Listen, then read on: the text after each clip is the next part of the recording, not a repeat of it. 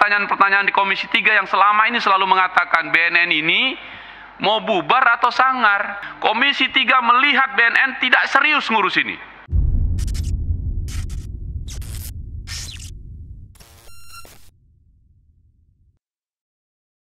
Kita sepakat, dan waktu Presiden Jokowi pertama sekali menjadi presiden di periode pertama langsung mengungkapkan bahwa Indonesia darurat narkoba. Sampai hari ini belum dicabut status itu. Dan karena itu berarti status kita darurat narkoba. Berarti BNN menyusun anggaran ini berdasarkan keadaan darurat itu. Oke. Dengan begitu mari kita lihat dari sekian banyak poin-poin ini. Saya mau mulai dari satu yang pertama saja dulu, yaitu darurat karena sudah banyaknya orang masuk di penjara atas kerja keras polisi, BNN, jaksa, dan hakim yang memenjarakan pengguna-pengguna itu yang tadi sudah disampaikan teman-teman itu. Akibatnya 1,2 triliun pun habis uang untuk di lapas, memberi mereka makan juga. Sekarang teman-teman sudah angkat tadi soal rehabilitasi. Kalau angka rehabilitasi itu 102 miliar, sekarang ini 40 sampai 50 ribu orang di penjara karena narkoba itu sebagai pengguna. Jika satu orang itu kita rehabilitasi, tadi dananya antara 3 sampai 5 juta atau kita sebutkan 5 juta, itu rehabilitasi satu orang itu per 6 bulan berarti 30 juta. Jika sekarang ada 50 ribu itu dibagi dengan budget Bapak yang segitu, hanya melakukan rehabilitasi 3.412 orang saja. Jadi sepakat dengan teman-teman tadi, anggaran ini belum memadai semangat kita merehabilitasi mereka gitu. Nah oleh karena itu harus kita ubah ini Pak, catatan saya. Kalau enggak, maka pertanyaan-pertanyaan di Komisi 3 yang selama ini selalu mengatakan BNN ini mau bubar atau sangar.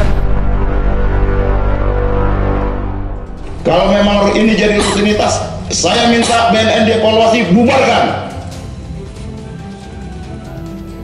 Saya memilih sangar. Sangar termasuk juga rehabilitasinya untuk mengangkat menuntaskan soal ini. Jadi kalau anggarannya segini cuma 3.400 sekian, kalau 50.000 dia berarti butuh 15 tahun kita menyelesaikan ini. Tidak serius. Saya sepakat dengan teman-teman tadi. Komisi 3 melihat BNN tidak serius ngurus ini.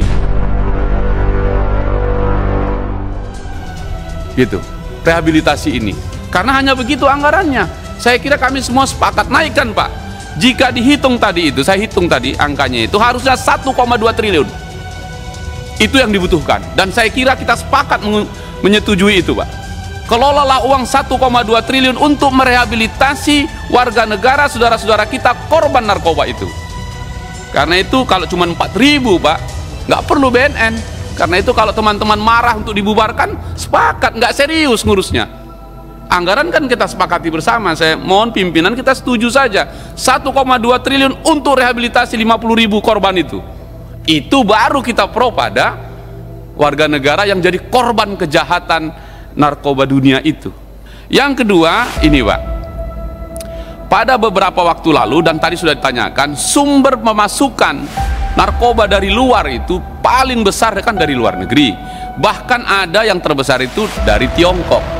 Bahkan dari pelabuhan-pelabuhan di Malaysia itu, yang BNN telah melakukan kerjasama dengan pemimpin-pemimpin top di Malaysia. Tapi yang paling banyak memasukkannya ke Sumatera Utara, Malaysia semua Pak. Udah teken-teken tuh MOU.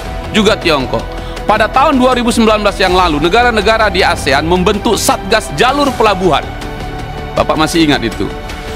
Waktu itu arahnya pembentukan Satgas ini adalah mengantisipasi narkotika hasil produksi Tiongkok. Kalau kali masuk 1 ton itu Pak.